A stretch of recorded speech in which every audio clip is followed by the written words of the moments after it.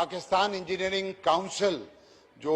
का एक इलेक्शन के सिलसिले में मैं पूरे मुल्क के तूल और अर्ज से मैं कैंपेन कर रहा था, उसका मैंने दौरा किया और उसमें हजारों इंजीनियर से भी राब्ता हुआ। इंजीनियर्स जो कि मुल्कों के मामार होते हैं, मेरा और हमारा मुल्क पाकिस्तान भी, और मैं फ्लोर के दोनों तरफ यहाँ पे जो हमारे अरकान हैं उनकी तवज्जो चाहूंगा कि हमारा मुल्क जो कि तीसरी दुनिया का मुल्क है, तरक्की पजीर मुल्क है, और जब से हमने होश संभाला तरक्की पजीर ही है। इसको कई नस्लें गुजर गई तरक्की याफ्ता देखने का ख्वाब देखते हुए, और मैं समझता हूं कि हम पे जो ये हाउस इस वक्त मौजूद है, फिर इस एक जिम्मेदारी है कि हम पाकिस्तान को तरक्की याफ्ता की तरफ कुछ ना कुछ कदम दिलवाएं। मुल्कों की तामीर,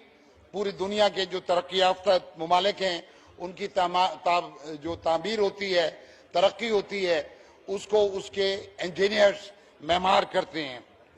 ये जो इलेक्शन था, ये एक बड़ा इलेक्शन था पाकिस्तान के तूल और अर्ज के अंदर। इसके अंदर पाकिस्तान इलेक्शन कमीशन भी इन्वॉल्व हुआ, नादरा भी इन्वॉल्व हुई, और पूरे मुल्क के 2 लाख इंजीनियर जो बैलेट वोटर्स थे वो इसमें हिस्सेदार बने।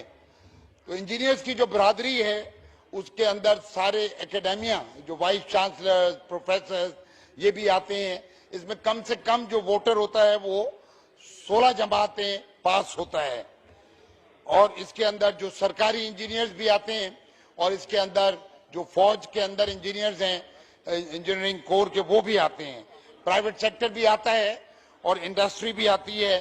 कंसल्टेंट्स भी आते हैं और कंस्ट्रक्टर्स भी आते हैं। क्योंकि मैंने जब दौरा किया तो मुझे इंजीनियर्स के मसाइल का भी इदराक हुआ और उनकी मुश्किलात का भी इदराक हुआ। मुझे इस चीज का बड़ा शिद्दत से एहसास, जैसे मैंने पहले कहा, कि हम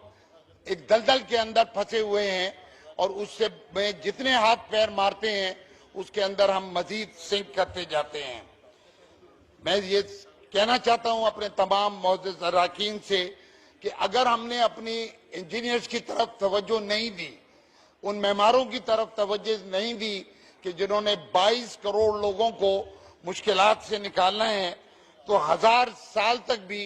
पाकिस्तान तरक्की याफ्ता नहीं बन सकेगा, और ज्यादा से ज्यादा हम अपने आप को तरक्की पजीरी कहते रहेंगे। इसके लिए जरूरी ये है कि बहैसियत एक कौम के, मुल्क के अपने मेमारों का मुकाम, मनसब, उनका किरदार और उनकी फैसला साजी के अंदर हिस्सेदारी का हमें जरूर एहसास करना है। इसको बिल्कुल इस तरह से समझ लें कि अगर एक अस्पताल चल रहा हो और वो डॉक्टरों के बगैर चल रहा हो, तो वहां से डेड बॉडीज ही निकलेंगी, या कोई ऑपरेशन थिएटर हो जो बगैर सर्जन के चल रहा हो। ये जो मैं बात कर रहा हूं, तो उन इदारों की बात कर रहा हूं जहां पर इंजीनियर्स, कोर इंजीनियरिंग है, जहां फैसला साजी में इंजीनियरिंग है। जैसे पानी का शोबा, अगर आज पाकिस्तान प्यासा है और जब पानी आता है सैलाब बहा के ले जाता है और पूरा मुल्क मुश्किलात का शिकार होता है, तो ये भी एक इंजीनियरिंग प्रॉब्लम है। बिजली महंगी है तो भी इंजीनियरिंग प्रॉब्लम है, और अगर लोड शेडिंग है तो ये भी इंजीनियरिंग प्रॉब्लम है। एक हर तरफ इंजीनियरिंग इमरजेंसीज हैं। यहाँ पर इस वक्त बहुत काबिल और लायक लोग मौजूद हैं, लेकिन खुदा न खास्ता अगर इस वक्त कोई किसी की तबीयत, मेरी तबीयत खराब हो, तो यहाँ पर हम सिर्फ डॉक्टर्स को तलाश कर रहे होंगे, क्योंकि वो एक मेडिकल इमरजेंसी होगी। इसी तरीके से मैं सबकी, इस ऐवान के दोनों तरफ बैठे हुए तमाम अरकान की तवज्जो दिलाता हूं कि पाकिस्तान में इस वक्त एक इंजीनियरिंग इमरजेंसी है, और इसका हम इदराक करेंगे, एहसास करेंगे, और अपने इंजीनियर्स को की तरफ तवज्जो देंगे। क्योंकि मैंने जो ये इलेक्शन लड़ा तो इसी जोश जज्बे के तहत लड़ा।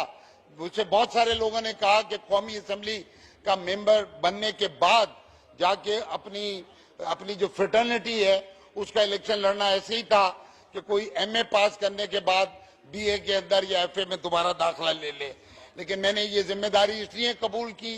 क्योंकि मैं समझता हूं कि इससे पूरे पाकिस्तान का मुस्तकबिल वाबस्ता है।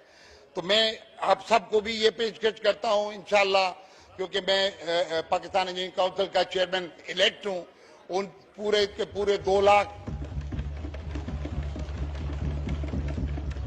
इंजीनियर्स की मुश्किलात यकीनन है और मैं उनको भी हल करने की कोशिश करूंगा और कहीं कहीं आप सब दोस्तों से भी मैं मदद लूंगा इस लिहाज से कि कहीं वो टेक्निकल अलाउंस जो कुछ सूबों के अंदर हो गया है, फेडरल के अंदर अभी नहीं हुआ है, उसके पीछे जाएंगे। कुछ सर्विस का स्ट्रक्चर, क्योंकि लोग 25-30 साल बाद औकात एक ही ग्रेड के अंदर बैठे रहते हैं और उनको अपना कोई नाउमीदी की कैफियत रहती है अपने मुस्तकबिल से। जो फ्रेश इंजीनियर ग्रेजुएट्स हैं वो इस वक्त नौकरी और बेरोजगारी की कैफियत के अंदर हैं। तो हम अगर उनकी तरफ तवज्जो नहीं देंगे और इन मसाइल को उनके हल नहीं करेंगे तो हमारा भी मुस्तकबिल, पूरी कौम का हम मुस्तकबिल भी तारीख हो जाएगा और हम वहां तक नहीं पहुंच सकेंगे। ये जो इलेक्शन हुआ इसके अंदर बहुत बड़ी तादाद में इंजीनियर जुड़े, चारों सूबों से माशाल्लाह अल्लाह ने कामयाबी दी और मैं समझता हूं कि मैं ये किरदार अदा कर सकूंगा कि इंजीनियर्स के मसाइल को भी हल करूं और आपको यकीन दिलाता हूं कि पूरी इंजीनियर्स की बरादरी जो कि 4 लाख इंजीनियर्स पे मुहित है और उसके बाद वो सारी की सारी को इंशाअल्लाह उनकी सलाहियतों को बरवकार लाना है। असल काम ये है कि वो कुर्सियां, वो शोबे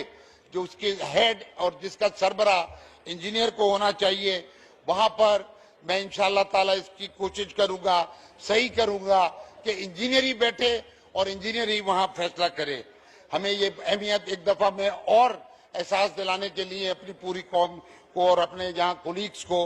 कि इंजीनियर हमारी एक रीढ़ की हड्डी की तरह है। अगर रीढ़ की हड्डी कमजोर है तो हमारी कमर भी झुकी रहेगी और हम कर्ज के अंदर और मुश्किलात के अंदर घिरे रहेंगे। मैं कोशिश करूंगा कि हमारी जो हुकूमत है, हमारी जो असेंबली है, उसमें और इंजीनियर्स के अंदर जो कि मेहमान हैं, जो मुल्क को तरक्की की तरफ गामजन करेंगे, जो 22 करोड़ लोगों को इस कस्मापुर्सी से, मुश्किलात से निकाल के उस पुल का किरदार अदा करूं और उनको इन्वॉल्व करूं, उनकी तालीम और तरबियत की तरफ भी तवज्जो दूंगा। मुझे ये भी एहसास है और जब तक हम होलिस्टिकली सारी चीज को नहीं देखेंगे तो मसाइल हल नहीं होंगे कि इंजीनियर्स की क्वालिटी भी बहुत कम हुई है। तो इंशाअल्लाह ताला कि अपने मेहमानों को, इंजीनियरिंग यूनिवर्सिटीज को, उनके करिकुलम को भी और उनके स्टैंडर्ड्स को भी, ताकि जब इंजीनियर निकले तो वो इस काबिल हो कि वो इस मुल्क का एक लीडर के तौर पे निकले। और सिर्फ मैं इंजीनियरिंग शोबों की बात कर रहा हूँ, बैंक का सरबरा यकीनन इंजीनियर नहीं होगा, इंजीनियर का कोई फॉरेन पॉलिसी में भी कोई दखल नहीं होगा, दाखिला के महकमे में भी नहीं होगा, लेकिन पानी, बिजली, गैस, पेट्रोलियम, कम्युनिकेशन, जो कोर इंजीनियरिंग शोबे हैं, इसके सरबरा और इसके बाज़-औक़ात सेक्रेटरीज भी। और मैं आपसे शायद कानून साजी के अंदर इसमें भी मदद लूं, क्योंकि मैंने जैसे कहा कि 42 साल का करियर लगाने के बाद हम सारे इंजीनियर, सीनियर इंजीनियर जो हैं, वो कौम के सामने शर्मसार है कि हम अभी तक अपने आप को ज्यादा से ज्यादा तरक्की पजीर कह सकते हैं, वरना बाहर की दुनिया हमको तो गैर तरक्की याफ्ता ही कहती है। तो इस लिहाज से हम इंजीनियर्स पे भी तवज्जो देंगे, उनकी करियर के ऊपर भी तवज्जो देंगे। और अगर इस पे मैं होमवर्क करूंगा कि पाकिस्तान इंजीनियरिंग सर्विसेज, क्योंकि इसको इमरजेंसी की तरह हमने इसमें तवज्जो नहीं दी तो मुश्किलात बढ़ती जाएंगी। और वो जैसे मैंने कहा कि जितने हाथ पैर मारेंगे, और जाहिर बात है कि यहाँ पर बैठ के मुझे इसका और ज्यादा एहसास है कि भरपूर कोशिश के बाद, ईमानदारी से कोशिश के बाद, और बहुत सारे इकोनॉमी के मामला भी बेहतर हुए हैं, लेकिन जो मंजिल है वो बड़ी दूर है। और ये असेंबली भी वो किरदार अदा करे। इसके बाद वाली भी पाकिस्तान एकेडमी ऑफ इंजीनियरिंग बन चुकी है, वहां पर इंजीनियर्स की तरबियत करेंगे ताकि वो ब्यूरोक्रेट्स की तरह, और जिस तरह से स्टाफ कॉलेजेस से हमारे फौजी भाई अपने कॉम्पिटेंस के साथ निकलते हैं या हमारे ब्यूरोक्रेट्स निकलते हैं, तो इंजीनियर्स को भी पाकिस्तान इंजीनियरिंग सर्विसेज के जरिए बेहतरीन इंजीनियर्स को, उस खजाने को जो हमारे पूरे मुल्क ने एफएससी के बाद 12 जमातें पास करके बेहतरीन दिमाग हमने वहां पर झोंके हैं, तो उनकी इस तिजोरी के अंदर जो खजाना है उससे पूरा मुल्क भी इस्तेफादा हासिल करे और पाकिस्तान भी तरक्की करे। उसमें इंजीनियर्स की पहले हमने मदद करनी है और उन्होंने फिर लीडरशिप रोल के तहत ये जिम्मेदारी को उठाना है कि पाकिस्तान को उसके मसाइल से निकाले। मैं वक्तन फवक्तन इंशाअल्लाह तरफदार रहूंगा इस हाउस की मदद से भी कि हम उनके लिए सहूलियात पैदा करें, बेहतरीन उनकी तरबियत करें और उनको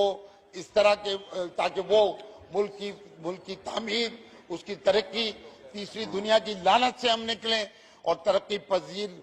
की उससे भी निकले, नाम से भी निकले और फिर मराइल को ऊपर बढ़ते हुए इंशाअल्लाह मेरी जिंदगी में नहीं तो यहाँ हाउस में बैठे हुए जो नौजवान हमारे यहाँ पे पार्लियामेंट के मेंबर्स बैठे हुए हैं, ये एजाज हासिल कर सके पार्लियामेंट भी कि इंशाअल्लाह कि मुल्क मेरा और आपका मुल्क पाकिस्तान एक तरक्की याफ्ता मुल्क बने। बहुत बहुत शुक्रिया।